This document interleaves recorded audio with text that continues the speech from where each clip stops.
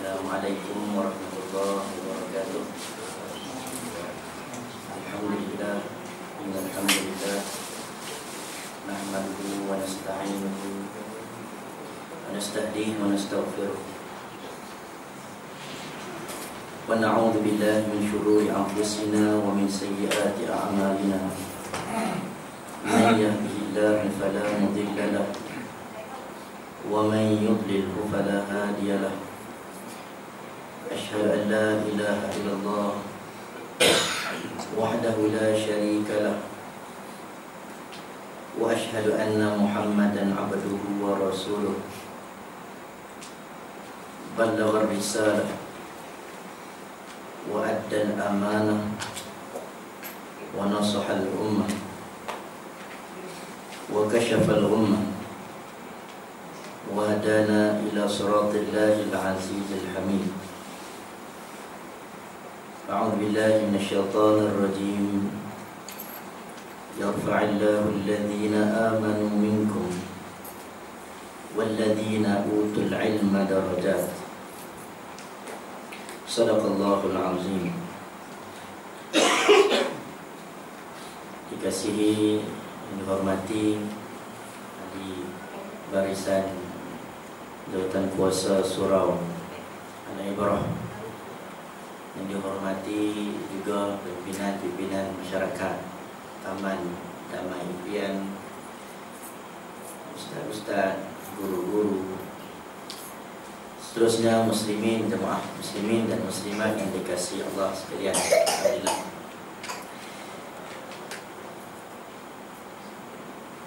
Syukur kepada Allah, Allah telah memilih kita untuk datang pada malam ini dengan penuh kecintaan, dengan penuh kesukaan.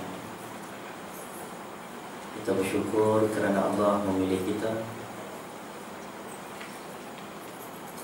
kerana dalam banyak perkara yang kita tidak meminta tetapi Allah memilih kita. Kita tidak pernah meminta untuk dilahirkan sebagai seorang Islam, tetapi Allah telah menganugerahkan kepada kita satu akidah yang dinamakan Islam. Sebesar-besar nikmat yang membezakan antara Islam dan bukan Islam itu, antara syurga dan neraka, langit dan bumi. Muslimin yang dirahmati Allah sekalian, ibu-ibu, ayah-ayah, hadirin dan hadirat, yang menggerakkan kita datang adalah hati-hati kita. Hati-hati ini sungguhnya Allah lah yang paling mengetahui tentang hati-hati kita. Semuanya berasaskan kepada hati. Hati yang baik, dia akan mensyukuri nikmat Tuhan ketika dianugerahkan sesuatu. Kaya, hatinya baik, dia dekat dengan Allah. Datang musibah, hati baik, dia sabar terhadap ujian Allah. Segalanya bergantung kepada hati. Allah Maha mengetahui niat kita. Sedikit pun tidak sukar bagi Allah mengetahui niat kita datang pada hari ini. Sehingga datang ke kuliah ilmu sekalipun Allah mengetahui. Datang mengajar pun Allah mengetahui. Dan sengaja atau tidak sengaja semua Allah mengetahui. Allah Maha mengetahui segala sesuatu. Setiap apa yang berlaku dan apa yang akan berlaku semua Allah ketahui. Kita pulang bagaimanapun Allah ketahui. Kita datang bagaimanapun Allah ketahui. Dan Allah telah menetapkan segala sesuatu untuk kita.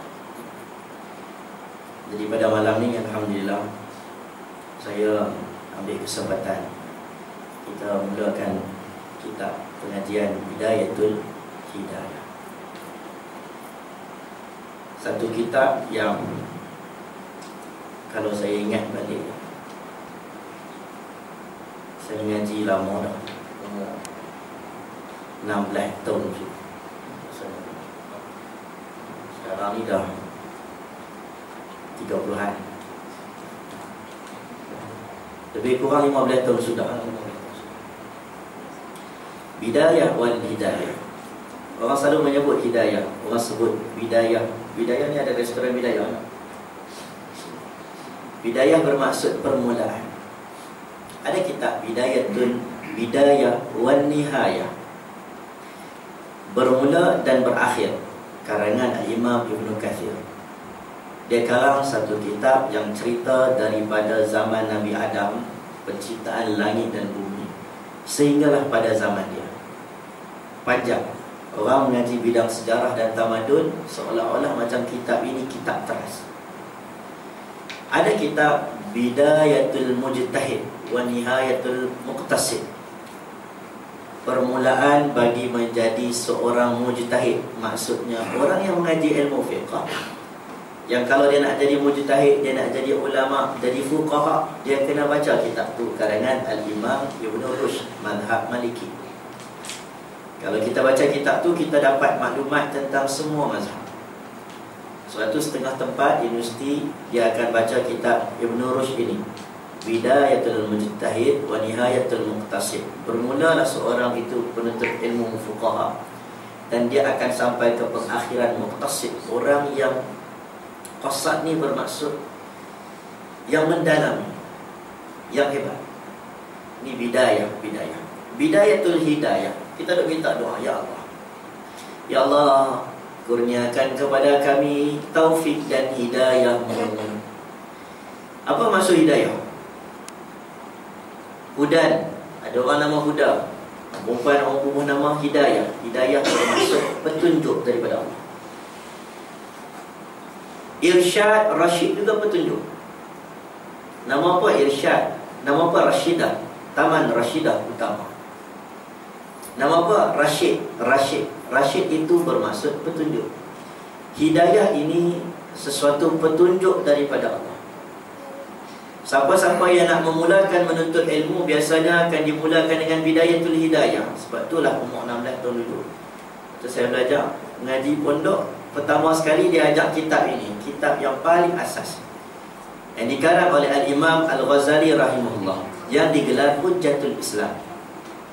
Hujjah dalam ilmu-ilmu agama, sebab dia mempunyai banyak ilmu, hampir semua bidang Imam Ghazali cerita. Dalam bidang tasawuf, Imam Ghazali karang Ihya Ulumuddin. Dalam bidang usul fiqh, Al-Mustasfa, Al-Imam Al-Ghazali. Banyak kitabnya. Dan kitab ini dah pernah diterjemahkan. Tapi kali ini kita ambil satu buku yang diterjemahkan oleh Syekh Fahmi Zamzam. Mungkin pernah dengar kot. Ya? Pernah dengar tak? Syekh Fahmi Zamzam, Hafizahullah. Hafizahullah ni bermaksud semoga Allah memelihara dia.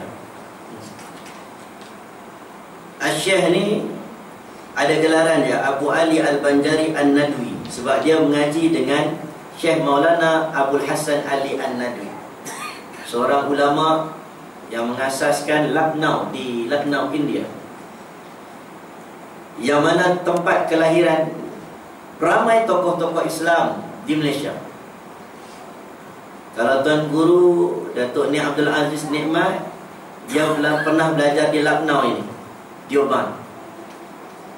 Mufti Kedah sekarang, Syekh Badaruddin, pun pernah mengaji di sana. Maulana Abul Hasan Ali An-Nadwi seorang tokoh yang sangat besar. Sangat besar kata-kata hikmah. Antara buku yang pernah disebut oleh sekalian para ulama, kata jangan sesekali kita habiskan buku ini ataupun kita buang buku ini, dan wajib dibaca oleh sekalian orang, ialah kitab tentang dia cerita kemunduran umat Islam. Dia menceritakan satu kata-kata yang sangat, bukan cerita dia tu, dengan kata-kata dia tu Allah sangat cantik. Kalau kita sempat baca, kita baca di rumah pun boleh, tak payah nak mengajikan kitab pun, sebab buku tu satu buku tentang pemikiran Islam yang sangat baik. Syekh Fahmi Zamzam ni masih hidup, tua dah. Dia pernah mengajar dekat KL ni, dan dia pernah datang masjid, orang pergi sebut Syekh Fahmi Zamzam. Yang mengajar tu, dia tu mengajar kitab Bidayah wa Nihayah juga. Syekh Fahmi Zamzam semayang Ba'diyah Maghrib, yang mengajar kat depan ni Dia pergi sebut Syekh Fahmi Zamzam rahimahullah. Dia kata Syekh ni dah meninggal dunia dah. Jadi Syekh dah dekat belakang tu. Sebab kitab ni dah lama dah kan. Dah lama dah. Jadi orang ingat macam pengarang dia pun dah tak ada dah. Padahal dia masih ada. Kita ini membincangkan tentang 3 topik, kata Imam Al-Ghazali. Sebahagian yang mengarang tentang kitab ini melakukan mukhtasar. Mukhtasar bermaksud ringkasan. Salah satunya berkenaan dengan bagaimana mentaati Allah. Buku ini akan cerita tentang ringkasan fiqh, perkara fardu ain dan sunnah. Ringkasan, secara ringkas, sangat ringkas. Kalau kita surah Al-Ibrah ini dah ada kuliah banyak tiap-tiap malam, baca buku ni tak cukup. Dan dia juga ada menceritakan tentang bab hati, bab bagaimana menjauhi daripada maksiat. Al-Imam Al-Ghazali ni satu orang tokoh yang sangat hebat. Dia kalau bincang tentang hati sangat. Kita baca karangan Al-Ihya Ulumuddin. Kita tak dapat nafikan, dulu jadi satu kontroversi pernah berlaku. UKM, Profesor Jawiyah, dia keluar statement dalam paper surat khabar tentang kajiannya menunjukkan dalam Ihya Ulumuddin terdapat berapa persen hadis-hadis maudhu' dan juga hadis-hadis dhaif. Tuan-tuan, kita jangan terlalu emosi. Benda ini biasa. Ada setengah orang dia kritik begitu keras profesor tersebut. Dia kata hang ni siapa dengan Imam Ghazali itu siapa? Imam Ghazali itu seorang tokoh. Ya, memang seorang tokoh. Ulama ini bila dia karang kitab bermaksud 2.5% saja ilmunya. Yang lain semua dia tak sempat nak tulis. Mereka ini hikmahnya banyak, nak buat keputusan salat istikharah, dekat dengan Tuhan. Mereka seorang yang sangat, orang kata sangat menjaga ketelitian, tetapi kesilapan itu biasa. Al-Quran pun sebut inna nahnu nazzalna dzikra wa inna lahu lahafizun. Sesungguhnya kami menjadikan kitab ini, kami menurunkannya Al-Quran, dan kami akan menjaganya. Tuan-tuan, dalam mana-mana kitab dalam dunia ini, kitab Quran kalau nak dikritik pun adalah orang kaisar. Tetapi para ulama kata inilah tidak ada kesilapan segala sesuatu. Dalam kitab Sahih Bukhari pun ada para ulama, Daruqutni sebagai contoh.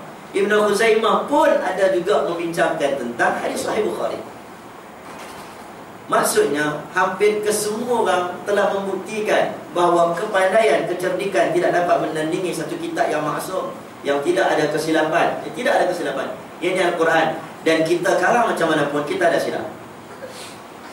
Maka para ulama' bila orang jumpa silap, dia banyak 100 jumpa. Contoh, min dalal Imam Al-Ghazali, min dalal Al-Imam Ibn Taymiyah. Contoh, ini nama-nama orang yang mana ulama' besar yang selalu duk kena, yang teruk kena pada zaman dia. Orang boleh jumpa 100 kesilapan dia. Sebab apa orang boleh jumpa 100 kesilapan dia? Sebab dia karang ratusan ribu karya, ratusan ribu lembaran-lembaran, jilid-jilid dia karang. Maka jumpa silap 100 itu biasa. Orang nak cari silap kita, kesesatan Ustaz Ashraf, orang nak jumpa pun susah. Sebab tak ada kitab. Tidak. Orang nak jumpa Haji Syamsul, kesesatan Haji Syamsul dibukukan. Mana nak cari ni? Tak dapat nak jumpa. Sebab kita tak tulis kitab. Orang yang tulis banyak, silap banyak, itu biasa. Maka para ulama' sangka baik kita dengan mereka. Maka profesor tersebut dia kata ada kesesatan, ada kesilapan dalam hadis. Tuan-tuan, ini perkara biasa. Dan mungkin Al-Imam Al-Ghazali rahimahullah, mungkin dia tidak sengaja dalam memasukkan hadis-hadis yang bertaraf maudhu' di dalam kitabnya. Kita sangka baik, dan prof tersebut dia ada standard kajian. Tuan-tuan, bukan senang. Saya pasti dan pasti dia bukan jenis dia bentar atas kerja, dia cerita kata dia ni jahat, dia ni teruk. Tak. Saya pasti dia akan cerita tentang kebaikan Imam Ghazali, namun dia tidak dapat menafikan kajiannya. Ini standard. Kalau pergi mana-mana pun pembentangan kata-kata, ini standard. Kita duduk kat pengajian Islam, biasa orang akan kritik tokoh-tokoh ini, tetapi dalam keadaan penuh hormat. Penuh hormat dan penuh kasih sayang. Kata Al-Imam Al-Iraqi, Yang mana bila orang kata dalam Ihya Ulumuddin terdapat banyak hadis-hadis maudhu', dia pun cari. Al-Imam Iraqi ini guru kepada Imam Ibn Hajar Al-Asqalani. Dia tokoh yang besar. Imam Ibn Hajar Al-Asqalani merupakan Amirul Mukminin fi ilmi hadis. Orang panggil Amirul Mukminin lah kawan ni. Atau pernah dengar nama Ustaz Fathul Bari? Ada kitab nama Fathul Bari, mensyarahkan Sahih Bukhari. Banyak jilid. Antaranya tokoh ialah Al-Imam Ibn Hajar Al-Asqalani. Gurunya Iraqi. Dia cuba cari hadis-hadis daripada kitab Imam Al-Ghazali. Tuan-tuan tengok adab orang cakap. Tengok kata Iraqi, sangat cantik.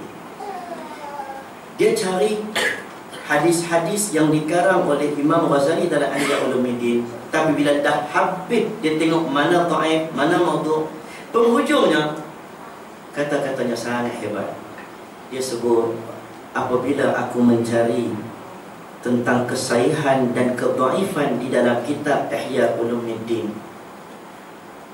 namun satu persatu lembaran yang aku buka, tidak aku telah merasakan kehebatan penulis ini, dan dia telah mengajarkan aku banyak ilmu tanpa aku sedari. Orang nak mengaji kitab ni nak cari mana keburukannya, tiba-tiba dia dapat kebaikan yang mana. Boleh jadi yang buruk itu sikit saja. Tapi Imam Al-Ghazali, tuan-tuan tengok, kita ni kita tak ada apa-apa. Sebab itulah bila tokoh ulama dengan ulama, kalau dia bertentang, dia berlawanan, benda biasa. Ulama dengan ulama itu biasa.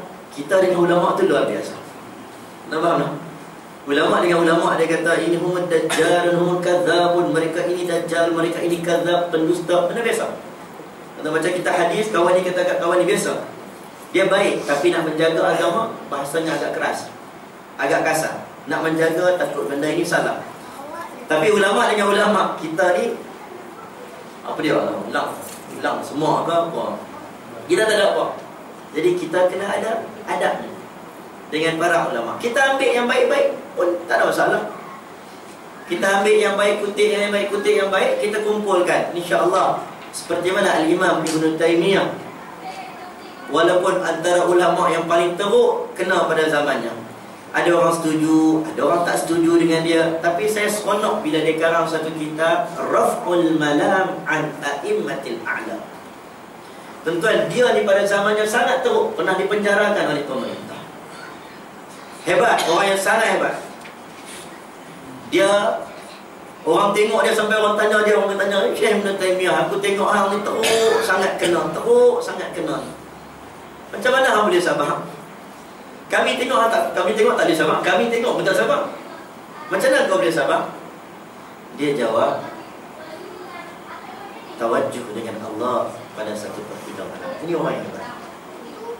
Dia suka cerita masalah dengan Allah. Dia karang kitab Raf'ul Malam an A'immatil A'lam. Dalam keadaan orang duk kata dekat dia, zaman tu pakar duk kata dekat ulama ni, tiba-tiba dia angkat satu kitab mengangkat cercaan. Raf'ul Malam, mengangkat cercaan an A'immatil A'lam, daripada tokoh-tokoh, kepala-kepala orang-orang yang berilmu.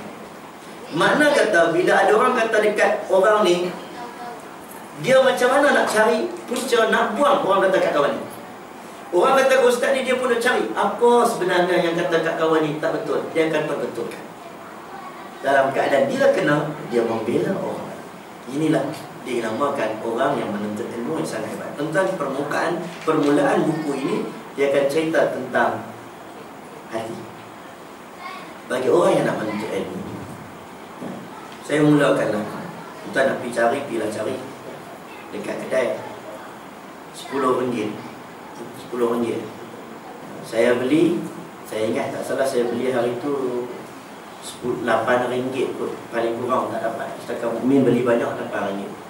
Kalau siapa nak order, saya pergi belilah RM8 kot. Saya tengok keadaan dia bagi berapa banyak, bagi diskaun tak bagi diskaun. Tak ingatlah pasal RM8 dia bagi diskaun, tak banyak. So harga pun RM10. RM10 tu. Berapa muka isi lemak? 5 muka isi lemak. Baik, tengok mukadimah. Tuan, yang ada kita mukadimah. Dengan nama Allah yang sangat pemurah lagi sangat mengasihi. Segala puji bagi Allah sebenar-benar pujian.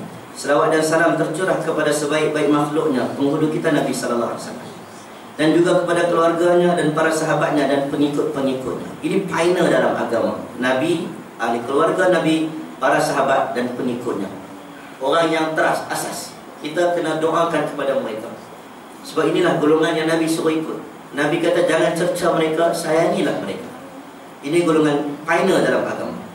Ketahuilah wahai saudaraku yang sangat berminat dan mempunyai perhatian dalam mencari ilmu, yang telah menunjukkan cita-cita yang tinggi dan rasa sangat dahaga terhadap ilmu pengetahuan. Seandainya engkau berniat dengan mencari ilmu ini untuk berlumba-lumba dan mendapatkan kemegahan dan terkemuka di kalangan kawan-kawan, dan untuk menarik perhatian orang ramai terhadap dirimu dan menyimpunkan akan kekayaan dunia, maka sebenarnya engkau telah berusaha menghancurkan agamamu dan membinasakan dirimu sendiri, dan menjual akhiratmu untuk mendapatkan harta dunia. Maka penjualanmu adalah rugi, dan perniagaanmu porak-poranda, dan guru yang mengajarmu adalah dikira menolongmu dalam membuat maksiat, dan ia juga akan merasakan kerugian. Ini satu kata-kata mukadimah yang sangat baik. Dalam mana-mana kita hadis, dia akan bermula dengan hadis innamal a'malu binniyat. Baru ni kita buat khatam hadis 40, bermula dengan innamal a'malu binniyat. Para ulama Imam Bukhari innamal a'malu binniyat, cerita tentangnya, tentang mengaji ilmu.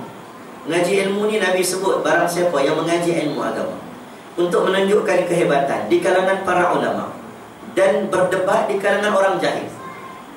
Maksudnya dia saja nak tunjuk duduk dengan orang pandai, dia tunjuk kata dia pandai. Dia tunjuk dia boleh jawab semua. Dia tunjuk kata dia bukan lekeh-lekeh, dia tahu juga. Jangan duk sembang kemat, aku tahu juga. Dan dia juga ingin berdebat di kalangan orang jahil. Hari ini dia dapat bab kuliah ini, maka besok dia pergi pejabat, dia bagi ke orang. Bagi share tak apa, dia hentam orang. Maka kata Nabi sallallahu alaihi wasallam, "Falyatabawwa maq'adahu minan nar." Orang yang menuntut ilmu dengan tujuan ini, maka dia telah meletakkan tempatnya di dalam neraka Allah. Dia dah booking siap dah tempat dah. Dia dah bagi deposit dah awal-awal sebelum dia masuk ke dalam neraka Allah. Tempatnya dalam neraka. Jadi bila kita nak menuntut ilmu, sama ada kita ataupun anak kita. Tuan-tuan, zaman mengaji dulu, zaman kita mengaji dulu, saya ingat waktu zaman kami mengaji dulu, orang tanya dulu, besar-besar nak kerja apa? Kita pun tak boleh jawab. Zaman kita mengaji tahfiz dulu, kecil-kecil dulu, orang tanya besar-besar nak kerja apa? Kita jawab rezeki milik Allah. Budak-budak kan? Tapi fikir-fikir balik, betul juga nak kerja apa? Dulu mengaji dulu kita tak teringat nak kerja apa. Tak pernah teringat nak kerja apa. Tak pernah. Tapi sekarang bila buat temu duga pelajar-pelajar kemasukan ke sekolah agama, tuan-tuan cuba tengok. Saya duk test temu duga ibu-ibu, ayah-ayah. Ini satu jawapan yang sangat tak berapa nak elok lah, tak berapa nak cantik. Bila kita temu duga mak ayah tanya makcik, pasal apa makcik hantar anak makcik mengaji kat sini? Ada yang jawab, dia kata, "Allah ustaz, terangilah nak jadi macam ustaz." Oh, dia macam tu. Tak apalah, ada pula kita, pasal apa nak jadi macam saya? Dia tak jawab, dia tukar, nak jadi macam ustaz Don lah. Tukar macam tu pula. Lah kali dia pusing. Dia kata, "Dia tengok sekarang ustaz-ustaz pun buat senang." Tak nampak? Ibu-ibu, ayah-ayah, Allah mengetahui hati-hati ibu-ibu, ayah. Takut hati-hati kita yang tidak betul itu bercangkit kepada hati anak-anak kita. Ilmu ini adalah barakah. Tidak semua orang mempunyai ilmu agama, tetapi ada agama dalam hidupnya. Tidak semua. Ada orang ilmunya tinggi, tetapi tidak ada agama dalam kehidupan. Perbetulkan niat. Kenapa? Kerana Allah akan menentukan segala sesuatu. Allah tahu niat kita. Kita datang, kita mengaji, kita menadah ilmu, Allah tahu niat kita. Jadi sama macam kata Imam Al-Ghazali rahimahullah. Dia kata, kalau kamu untuk menarik perhatian orang ramai terhadap dirimu dan menyimpulkan akan kekayaan dunia, maka sebenarnya engkau telah berusaha menghancurkan agama. Tuan-tuan, soal dapat tak dapat itu soal kedua. Soal dapat tak dapat soal kedua. kalau dia dapat hadza min fadli rabbi, tidak ada pun man harrama zinatallahi allati akhraja li'ibadihi wa thayyibati minar rizq. Kita tidak boleh mengatakan sesuatu benda yang harus itu haram. Kita tak boleh kata. Kita tengok contohlah. Contoh, ada seorang ulama yang agak kaya. Contohnya Al-Imam Malik rahimahullah. Meninggal dunia, dia meninggalkan harta lebih kurang 1.5 juta. Kasutnya banyak, jubahnya banyak. Tetapi para ulama yang di bawahnya bila menceritakan Imam Malik, mereka tak cerita tentang kekayaannya, mereka cerita tentang keimanannya. Contoh, sahabat Nabi Abdurrahman bin Auf kaya. Kita kesilapan kita bila kita suka cerita sahabat, kayanya sahabat. Ya, tak salah menjadi kaya. Tetapi para ulama menceritakan keimanan sahabat. Kalau nak mencari contoh-contoh orang kaya, mereka boleh mencari orang kaya yang lain. Tapi para sahabat, mereka mencari kehebatan, keimanan, ketakwaan para sahabat. Lalu mereka akan ceritakan sampingannya. Sahabat ini tidak melupakan Allah, tetapi Allah kurniakan kepadanya harta yang cukup banyak. Dan dapat harta yang cukup banyak tidak membuatkan dia lupa diri kepada Allah. Tuan-tuan nampak tak? Ada bezanya. Ada bezanya. Jadi macam itulah kita, bila kita mengaji, kita tengok pada contoh-contoh yang diceritakan ini, maka baru kita teringat apakah niat hati kita. Tentang hati. Kalau kemarin saya baru balik pagi tadi. Balik pagi tadi pada Kelantan. Kita tengok orang-orang susah. Orang yang redha ini berbeza dengan orang yang tak redha. Ketenangan, kesabaran. Kita tengok di Manik Murai itu macam pesta. Yang dia minta duit, yang dia berhemah dengan kita, rupanya bukan orang Manik Murai, orang jauh. Orang Jertih, orang Macam, orang yang rumah pun tak berapa. Jadi bila kita tengok orang-orang yang mana rumahnya roh, mereka ada duit kat rumah. Mereka tak mau minta-minta. Melainkan kita datang dan kita hulurkan, kita terima, alhamdulillah. Ada yang menitiskan air mata, macam-macam reaksinya. Dan salah satu pakcik yang saya paling seronok sekali, bukan seronok lah, yang membuatkan kami tak dapat tahan. Dalam keadaan kita ni nak menceriakan orang, kita tak pilih bagi sedih, kita pun, "Bapa pakcik, sihat ke? Okey ke?" Macam ni lah ustaz, okey pun, tengok satu pun tak ada. Apa pun tak ada ustaz, tapi masih lagi dia boleh bergurau. Ada seorang pakcik tu kakinya sakit, rumahnya habis. Jadi duduk kat belakang, tengah duduk makan sikit-sikit roti. Dia nampak kita main, dia lari, ustaz. Tuan-tuan dia lari-lari. Adalah tangga sikit tu, belakang tu dah beban habis. Dia lari-lari, dia salam dengan kita, dia peluk kita. Dia kata, "Ustaz, doakan saya.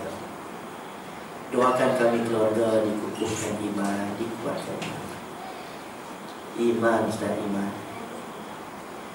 Tuan-tuan, kita tak dapat tahan ayat orang. Dalam keadaan orang boleh berdoa, "Ya Allah, murahkan rezeki kita, Ya Allah."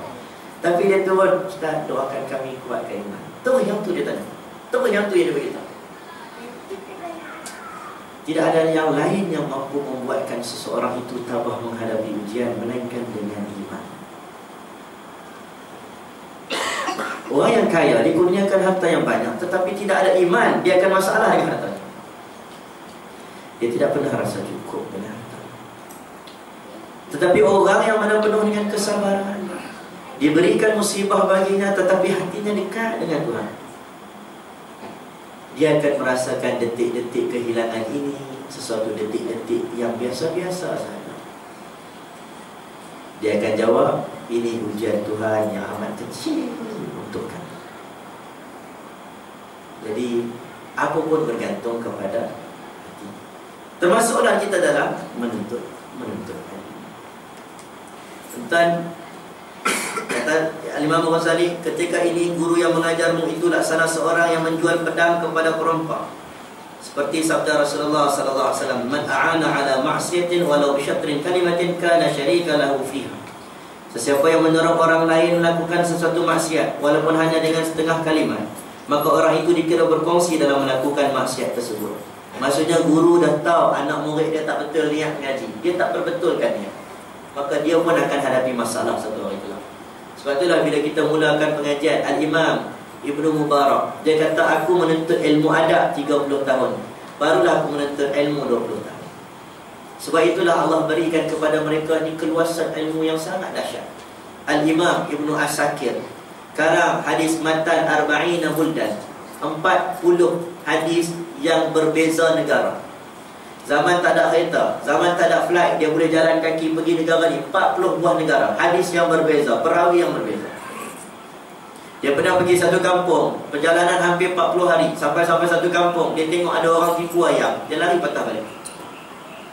Kawan ni tipu ayam, baling dedak, baling berat, kan, baling dedak, baling berat. So ayam tu ikut masuk dalam reban, baling, ayam ikut. Bila dah masuk dalam reban, dia tak bagi makan. Tipu ayam. Ibnu Asakir kata, kalau ayam dia boleh tipu hadis Nabi, tak mustahil dia tipu. Maka hadis takkan diambil daripada orang ini. Tuan-tuan bayangkan kalau kita ada dalam sanad hadis, saya rasa hadis tu terus jadi maudhu'. Kalau kita lah Ibnu Asakir main singgah rumah kita, dia tengok kat depan rumah kita lah, dia tengok, balik. Jauhnya kehebatan mereka. Sebab itulah kita doa, Rabbana ighfir lana wa li ikhwanina alladhina sabaquna bil iman wa la taj'al fi qulubina ghillan lil ladzina amanu rabbana innaka ra'ufur rahim. Diajar oleh Allah, ya Tuhan kami, Rabbana ighfir lana, ampun dosa kami, wa li ikhwanina alladhina sabaquna bil iman, dan adik-beradik kami, saudara-saudara kami yang terlebih dahulu beriman daripada kami. Wala taj'al fi qulubina ghillan lil ladzina amanu rabbana innaka ra'ufur rahim. Dan jangan bagi ada hati kita ni hati busuk, hati tak suka, hati benci. Jangan bagi ada. Bila kawan ni dah meninggal, tuan-tuan, orang meninggal dunia, la tasubul amwat, tak ada dah mengumpat. Meninggal saja tuan-tuan tak kenal. Sembahyang Masjidil Haram, Assalamualaikum warahmatullahi, Assalamualaikum warahmatullahi. Duduk Ustaz, Allahu Akbar. Tuan-tuan tak tahu siapa dia, tak tahu yang curi slipper kita kat luar. Betul dah? Kita tak kenal siapa kita sembahyang depan tu, Allahu Akbar. Ataupun kita dah kenal orang kampung kita, kita tak suka dekat dia, tapi Allahu Akbar, dia dah meninggal dunia, kita doakan kebaikan untuk dia. Sebab nanti kalau kita meninggal dunia, kita harap musuh-musuh kita pun mendoakan kebaikan untuk kita. Orang yang tak kenal kita pun, siapa tu, laki ke perempuan, jenazah laki ke perempuan, tak ada nak tanya, terus kat takbir, dia pun Allahu Akbar. Sah tak sah, tak ada masalah untuk mengetahui laki atau perempuan. Tuan-tuan tak tahu laki ke perempuan, tuan-tuan bacalah laki, Allahumma firlahu warhamhu terus. Habis, doakan semoga Allah ampunkan dosanya. Inilah tuan-tuan sah. Apa kata dalam kitab ini? Dan jika niatmu di dalam mencari ilmu itu mencari keridhaan Allah dan mencari hidayah, bukan semata-mata untuk pandai bercakap, maka hendaklah engkau bergembira. Kerana para malaikat telah mengembangkan sayapnya apabila engkau berjalan, dan ikan yang ada di dalam laut semuanya meminta ampun bagimu apabila engkau berjalan. Tuan-tuan datang ke sini, Allah Maha mengukur, Allah sebaik-baik pengukur. Saya tak boleh bagi markah, lecturer boleh bagi 4 flat, 3.5, 2.5 berdasarkan kemahiran pengetahuan seorang lecturer. Tetapi Allah sebaik-baik pengukur. Tuan-tuan duduk 1 inci dekat dengan Tuan Guru, Allah bagi ganjaran. Tuan-tuan duduk belakang 1 inci pun Allah bagi ganjaran. Allah Maha memberi. Tuan-tuan datang bawa kitab, Allah bagi ganjaran. Tuan-tuan tak bawa kitab, Allah tahu Allah nak kira macam mana. Allah Maha mengetahui. Tuan-tuan datang daripada Damansara, datang ke Bangi menuntut ilmu, Allah tahu nak ambil kira. Minyak habis tak habis, rosak motor tak rosak motor, Allah tahu ambil kira. Allah sebaik-baik pengukur. Dialah yang akan memberikan markah untuk kita. Dan kita, kalau kita buat baik, insya-Allah ia akan mendapat keputusan yang baik di dunia. Insya-Allah dapatlah markah-markah baik di dunia, insya-Allah. Malaikat akan mendoakan kita. Ni malaikat doa. Tuan-tuan, kita ni penuh dalam keadaan keburukan. Kita sebaik-baik makhluk, tetapi laqad khalaqnal insana fi ahsani taqwim. Kita sebaik-baik makhluk, tapi kita dalam keburukan. Sebab para malaikat, para ikan, rumput-rumput, pokok-pokok, udara, nafas, semuanya sedang bertasbih, bertasbih memuji orang yang datang menuntut ilmu. Kita datang pada hari ini, tak lepas satu pun, semua bertasbih. Kita lalu di sebelahan pokok, semua bertasbih, semua memuji-muji. Tuan-tuan pergi ke surau sana, ada majlis ilmu, Allah ambil kira, malaikat ambil kira. Sesungguhnya innallaha la yukhliful mi'ad. Kita tak boleh nak kira. Kalau kita boleh kira pun tak mampu. Allah sebaik-baik penghitung. Sebab tu tuan-tuan, Allah ni dia jadikan mahkamah yang paling adil adalah di hari akhirat. Orang selalu kata dunia ini tidak adil. Ya, memang tak adil. Berapa ramai orang tak bersalah tapi dihukumkan bersalah. Berapa ramai orang yang bersalah tapi terlepas. Setuju tak? Ramai dalam dunia. Orang tanya, apakah hukuman yang paling layak untuk Hitler? Macam tu. Kalau jadi pemerintah lah dalam tu. Mana tahu menang. Kalau jadi pemerintah, nak bagi hukuman kepada Hitler, Adolf Hitler yang bunuh jutaan orang, berapa hukuman nak bagi ke dia? Dia bunuh juta orang, apa kita nak buat? Nak tikam juta kali bagi dia rasa sakit kan? Tikam sekali mati dah. Apa kita boleh balas dia? Bashar Assad, Allahu Akbar, manusia yang sangat kejam. Sehingga hari ini, sehingga malam ini, sehingga saat ini masih lagi genosid dilepaskan. Masih lagi. Cuma berita kita ni tak apa-apa nak dengar. Siapa yang follow, dia follow lah perkembangan. Kemarin pun ada lagi. Masjid-masjid ada tempat-tempat yang dibunuh, kanak-kanak yang lari, perempuan-perempuan yang dirogol. Ada lagi sehingga sekarang. Apa hukuman untuk dia? Nak bagi apa? Bunuh sekali rasa tak puas, nak rasa tapi sekali sakit tak jadi. Tapi Allah menawarkan dunia yang akhir, dunia akhirat yang maha adil. Kullama nadidat juluduhum baddalnahum juludan ghairaha liyadhuqul adab. Allah akan tukar kulit. Allah seksa dia macam mana dia buat? Allah akan tukar kulit dia. Allah tidak akan mematikan dia. Kemudian dia hidup balik. Allah seksa balik macam mana dia buat? Kalau sejuta kali Allah buat kat dia. Seekor kambing, kata Nabi SAW, dia pergi tanduk seekor kambing. Tanduk kambing ni patah tanduk dia. Nabi sebut kambing kot dah. Kambing yang patah tanduk tadi, dia akan menuntut haknya di hari akhirat. Tuan-tuan buat tak kena kat orang. Orang layak.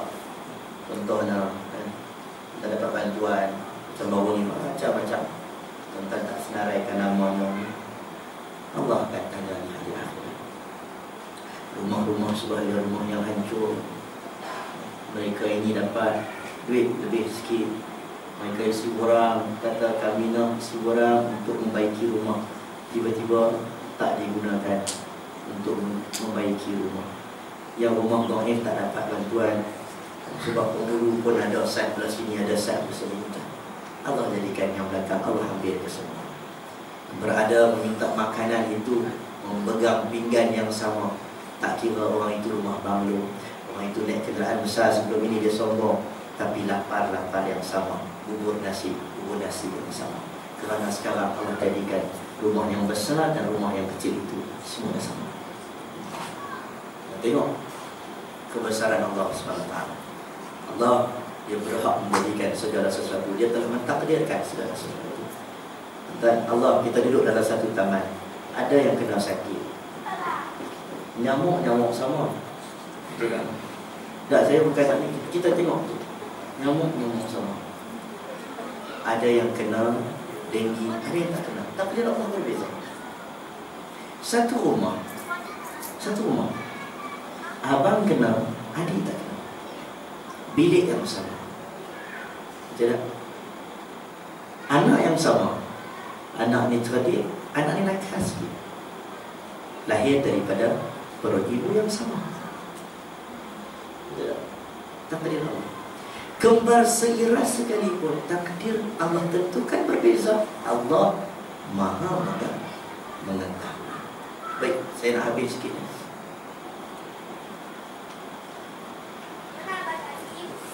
Tetapi sebelum itu, hendaklah engkau mengetahui bahawa hidayah itu adalah buah daripada ilmu. Dan hidayah itu ada bidayah, permulaan.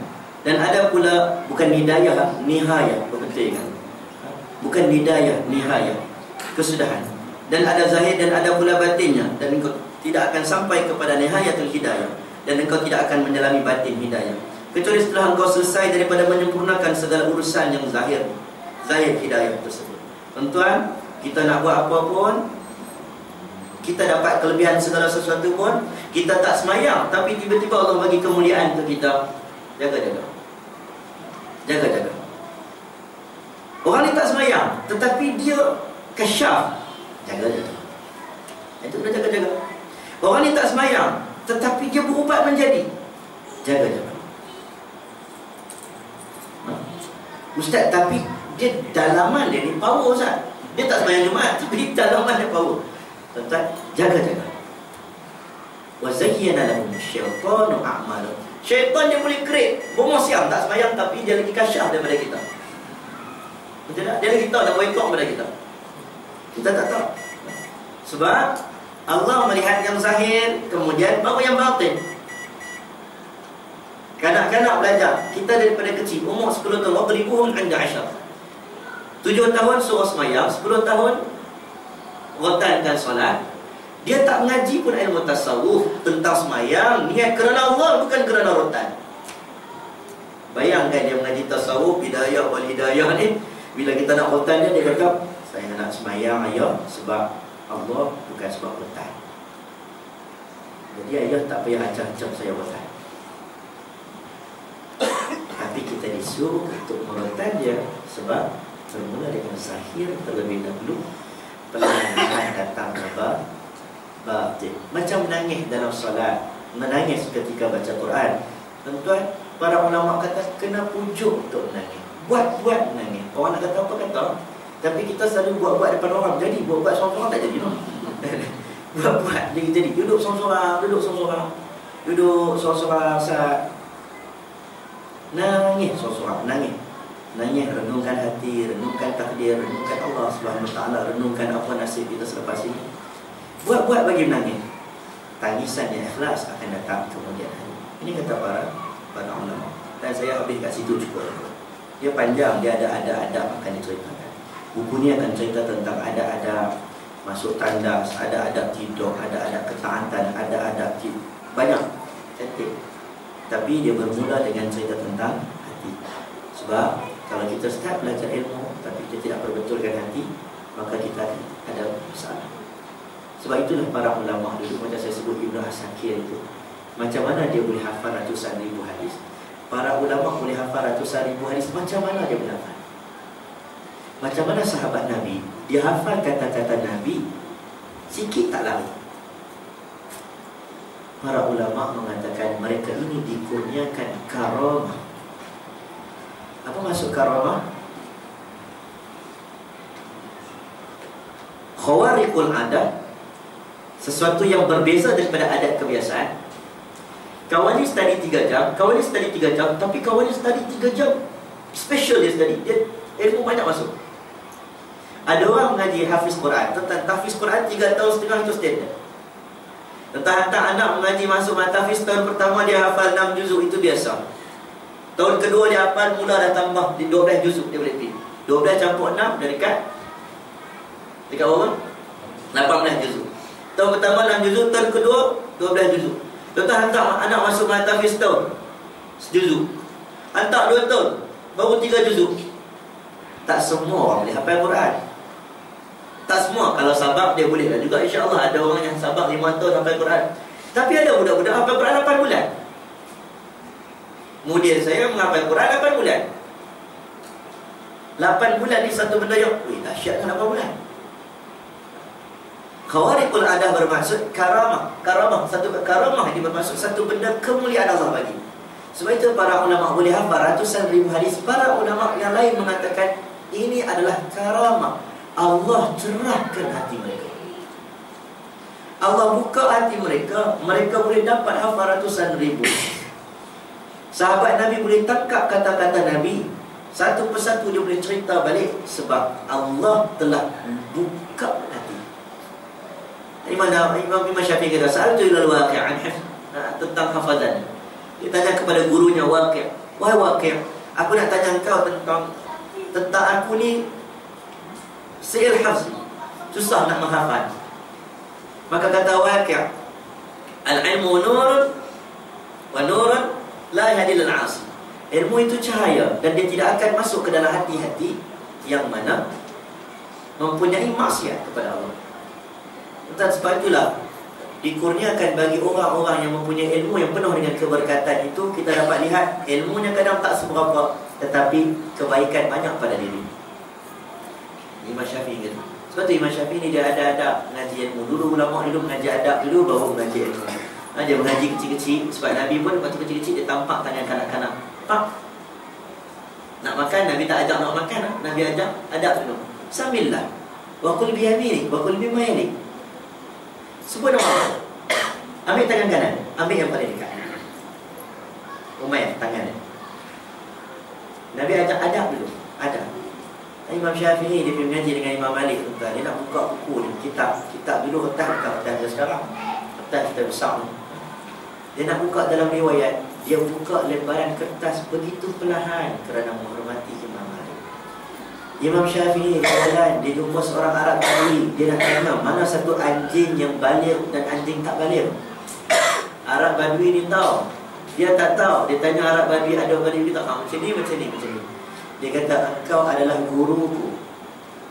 Penuh adab, sangat hebat ya. Imam Ibnu Mubarak, seorang lelaki yang mana dia datang satu tempat. Saya selalu cerita benda ni. Dia datang satu tempat, dia alim, faqih, ilmu hadis. Dia ni orang punya sayang. Ulama ni macam-macam jenis. Ada ulama yang dia boleh menggerakkan tentera jihad, kelebihan masing-masing. Ada ulama yang pandai kata-kata, ada ulama yang tidak pandai kata-kata. Wahbah Zuhairi, tokoh Mahijrah Malaysia ni, tak pandai kata-kata, tapi bukunya hebat. Ramadan Bouti, ulama Syria kena tembak, kata-katanya hebat. Tokoh ni macam-macam. Ada orang pandai cakap, ada orang tak pandai cakap. Masing-masing kelebihan. Ibnu Mubarak terkenal sebagai ulama yang baik akhlak, membuatkan orang jatuh cinta dengan dia. Bila dia mengajar, dia pernah bersin, dia bersin acem.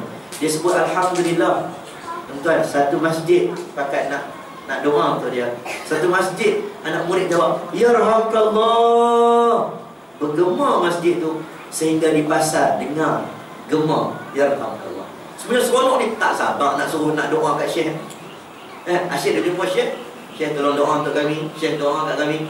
Tapi kali ni Syekh bersin, Alhamdulillah, teringin nak doa kat Syekh, dia punya sayang kat Syekh, Yarhamkallah. Bergema masjid. Kita kadang-kadang ni, kita Syekh kita ceramah orang kan, kita tak pernah tolong nasihatlah aku. Macam kita dah mengaji Quran, suruh orang dengar. Kita jarang suruh orang baca Quran bagi kita dengar. Kita lah power semua ni. Dia tak macam Nabi. Nabi iqra'u alayya al-Quran ya Ibn Mas'ud. Baca Quran kat aku Ibn Mas'ud, aku nak dengar.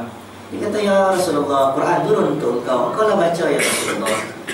Nabi kata, dah. Sekali-sekala aku teringin nak dengar orang baca kan. Akhlak. Nabi doa ke orang. Tiba-tiba Umar datang, ya Rasulullah, aku nak musafir ya Rasulullah. Nabi kata, hati-hati, jalan elok-elok, pergi macam ni. Kawan dia nak keluar dekat pintu. Tiba-tiba Nabi bagi Umar, datang sini Umar. Maka nak musafir Umar. Orang musafir doanya makbul Umar. Doakan untuk Rasulmu. Umar menangis. Umar kata, aku tidak pernah mendengar permintaan seorang lelaki yang makbul doanya, suruh aku doa untuk dia. Dia bagus. Dia bukan setakat dia yang cakap, dia juga nak dengar orang nasihat. Ini adab akhlak yang ditunjukkan oleh Nabi sallallahu alaihi wasallam. Nabi ni akhlak dia Allah. Nabi ar-rifqi. Rifqi ni kelembutan. Aisyah tutup pintu kuat. Nabi kata, ar-rifqi Aisyah. Ar-rifqi. Lembut. Tak bawa mereka pun, dia bawa rosak 5 tahun pakai. Bukan dia berbang. Macam boleh kurang. Smart tag tu betul-betul kat tiap tu baru break. Dahsyat lah kita. Derah Nabi KL ni, highway Seremban ni, tekan betul-betul sampai betul depan KL IUC tu, nampak kamera baru slow. Kan? Kita tapi ar-rifqi Aisyah, Allahu Akbar. Ada akhlak. Ibnu Mubarak yang saya sebut tadi tuan-tuan, dia alim, dia boleh duduk mengaji satu ilmu dekat tempat perguruan Hamad. Hamad ni alim hadis, tapi dia lagi alim pada Hamad. Tengah ada mengajar, Hamad nampak dia Hamad tak mau mengajar. Dia kata, dulu tak mau kacau. Kalau dia tanya banyak kat kawan ni, mengajar tak boleh. Sebab mengajar kat Anwar lah tuan. Tengah-tengah mengajar, terus Harudin main. Habis tak cerita. Habis semua ustaz betul habis. Allah main pula dah. Dia jadi tak boleh. Betul tak? Dia jadi macam segan. Malu. Tapi Abdul Mubarak duduk depan, dia duduk diam. Tak tanya apa. Tiba-tiba biasanya mereka ni mengaji hadis. Mengaji Quran, mengaji tafsir. Biasanya bab Quran anak murid baca, ada seorang tukang baca. Bab hadis ada seorang tukang baca. Maka dia katalah, siapa nak riwayatkan kepada aku satu hadis yang aku, biasanya orang sampaikan hadis ni, syekh ni pernah dengar. Jadi syekh ni akan syarahkan. Saya nak baca hadis ni. Dia baca, syekh ni dengar. Oh, syekh ni syarahkan, cerita balik. Oh, hadis ni tentang apa. Siapa nak baca hadis kepada aku? Semua orang tunjuk Ibnu Mubarak. Buat mula dah. Contohlah saya tanya, siapa nak baca kitab ni kat saya? Semua tunjuk hadis. Tu dia ada kitab. Contoh kan, orang tunjuk. Macam ni, orang tunjuk. Hamad kata Ibnu Mubarak, semua orang suruh baca. Dia kata tak mau. Semua orang suruh baca. Dia pun duduk dia baca hadis. 5 hadis yang dibaca oleh dia merupakan 5 hadis yang diketahui oleh Hamad dan diriwayatkan oleh Hamad dan pernah mensyarahkan. Dia tak ada time pula time aku nak test power untuk imam ni. Dia riwayatkan benda yang kawan tahu. Ada yang sangat hebat. Imam Syafi'i, dia mengaji ilmu adab. Tuan-tuan mengaji, tengok Imam Syafi'i. Dia mengaji ilmu adab. Dia pergi mengaji dekat dia dekat Gaza. Balik-balik mengaji, jumpa mak dia, ketuk pintu rumah mak dia. Rindu lama tak jumpa mak ni. Rindu kat mak ni, ketuk pintu. Tok. Ibu, ya Umi, ketuk perempuan ni. Mak dia dengar dia ketuk pintu kuat. Mak dia buka pintu. Mak dia kata, pulanglah engkau. Engkau dikurniakan ribuan ilmu, tetapi engkau tak dikurniakan ribuan adab dalam menuntut ilmu. Balik. Mak rindu anak rindu mak. Tapi mak suruh dia balik. Dan dia balik pula dia mengaji lagi. Kita anak sama belajar tak ada. Di mana ada macam banyaklah ada. Semoga Allah merahmati kita, menjadikan kita ini, ilmu itu membuatkan kita lebih mujahadah. Saya minta maaf, saya kena habiskan segera. Kita ada apa nak tanya? Dengan harapan dia ada soalan. Dan kalau boleh tu, saya tengok tu imam ustaz pun tak ada. Ustaz jadi imam lah. Siapa jadi imam? Ustaz tu. Ustaz mana dia? Imam. Lepas semayang saya nak lari ke sambung pula dekat rumah fikir kelas fardu ain. Nampak macam tak ada imam. Saya juga tak kenal. Boleh tak? Boleh. Allah Allah. Ada soalan? Allah. Atau ujian. Ada pembarisan.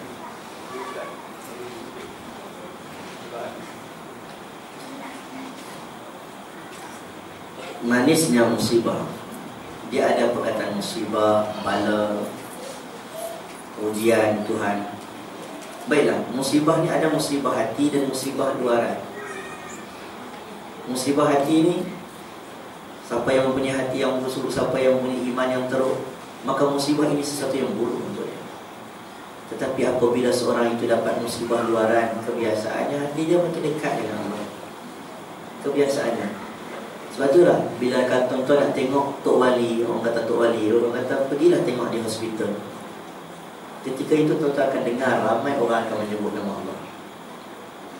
Orang yang tak reti mengaji, saya pergi hospital Temerloh, tengok ziarah kawan. Nak ziarah kawan, dia duk bentung, dia kata main Temerloh, pergi Temerloh, tengok-tengok dia tengah berjerai elok. Dia sengit, mata ni dah sengit lah. Dia berjerai elok. Kita nak ziarah mana? Tapi ramai adik balik dia. Dia pun sedang menziarahi ibunya. Mak dia sedang kena kanser. Nah, kita nak ziarah dia. Dia tengah ziarah mak dia.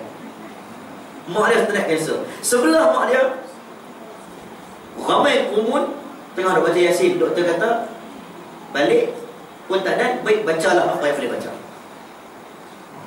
Nak ziarah kawan ni, terziarah mak dia. Nak ziarah mak dia, sebelah mak dia katil ni, katil yang sedang nazak. Kebetulan waktu itu kami berziarah kawan saya, sahabat saya tu, dia kawan baik dengan Tuan Ibrahim Tuman. Tuan Ibrahim Tuman pun datang, dia pun, anak nak ziarah entah ni. Entah pun ziarah. Kerana dia pun jadi, tapi ramai orang, penuh, ramai. Bila kita pun nak doa, kita pergi kepada yang paling nazak pula. Anak-anak tu, la ilaha illallah, la ilaha illallah. Habis kita baca doa dalam keadaan ramai orang doa amin kan.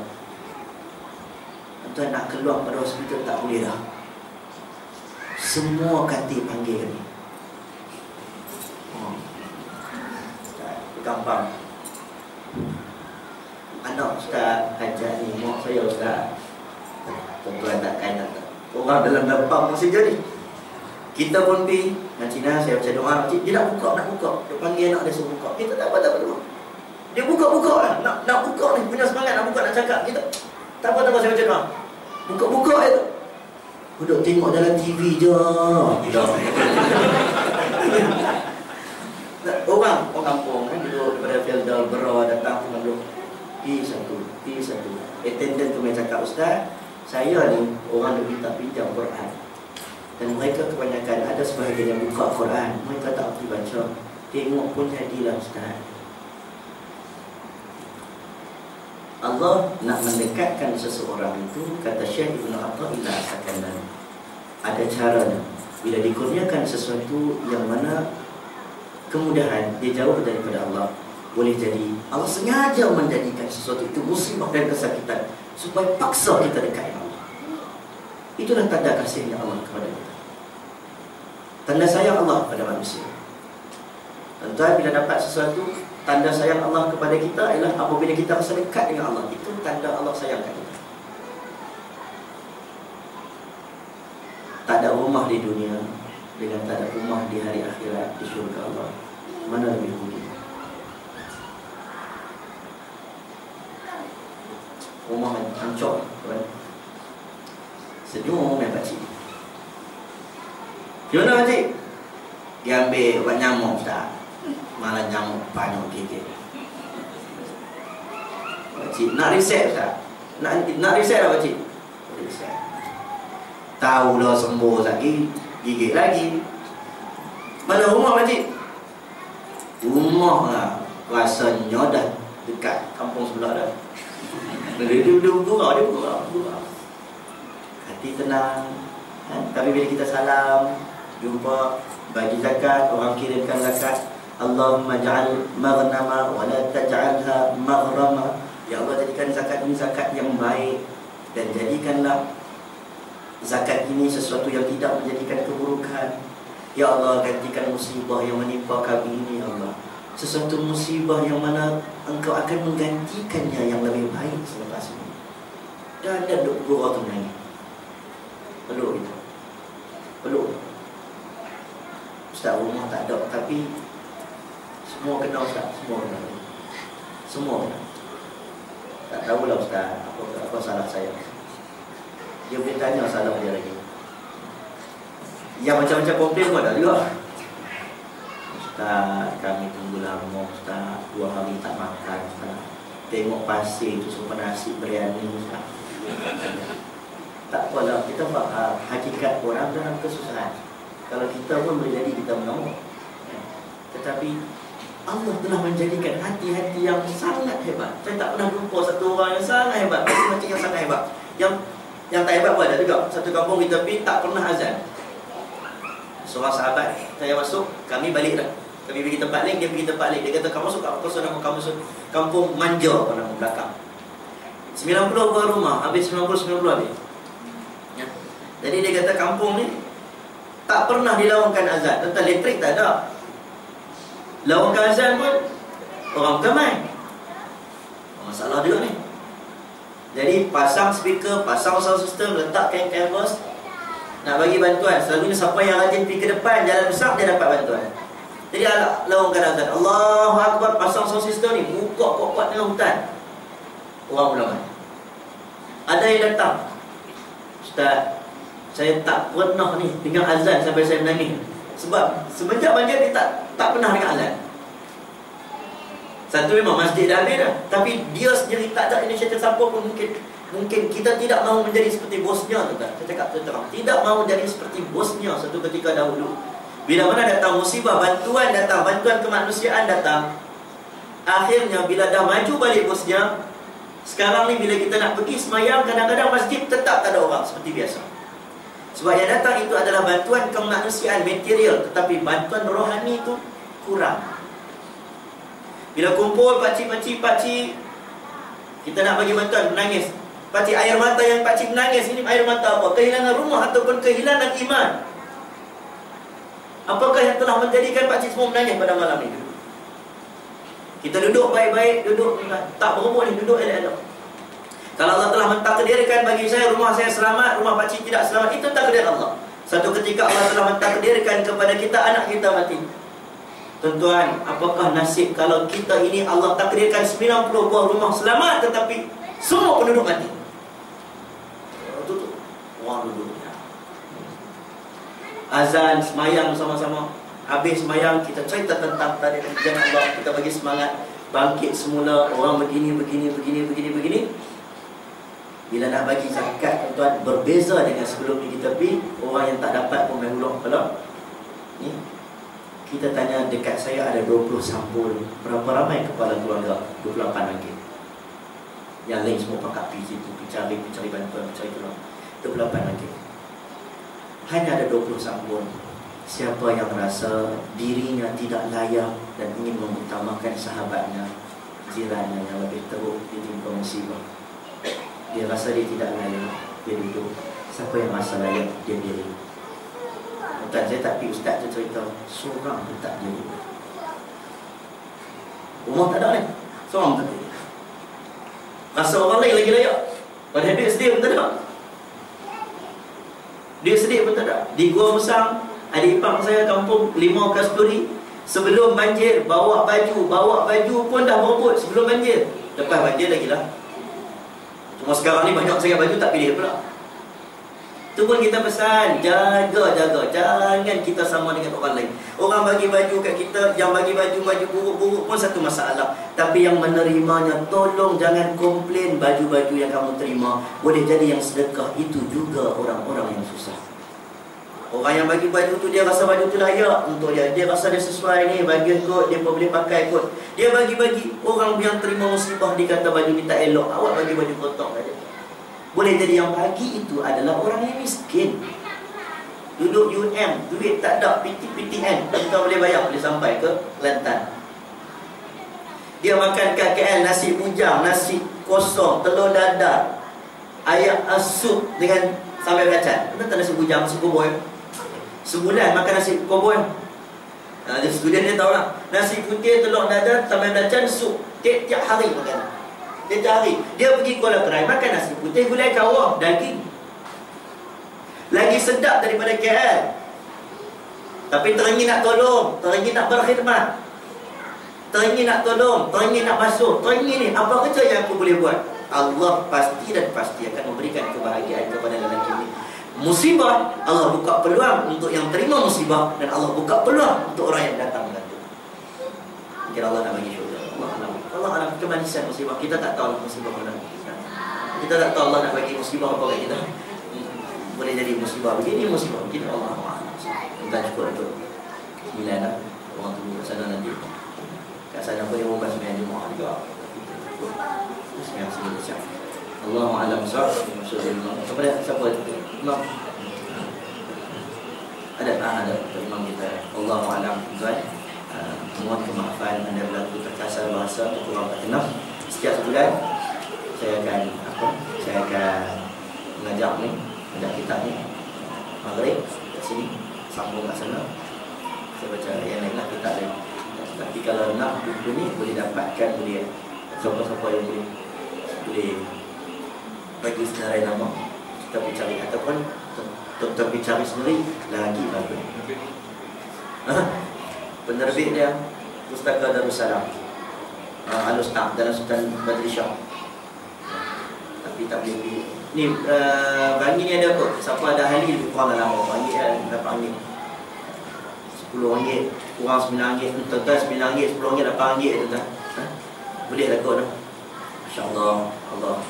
Kalau nak baca sekali boleh. A'udzubillahi minasyaitanir rajim. Alhamdulillahirabbil alamin. Wassalamu ala Sayyidina Maulana Muhammadin wa ala alihi wa sahbihi.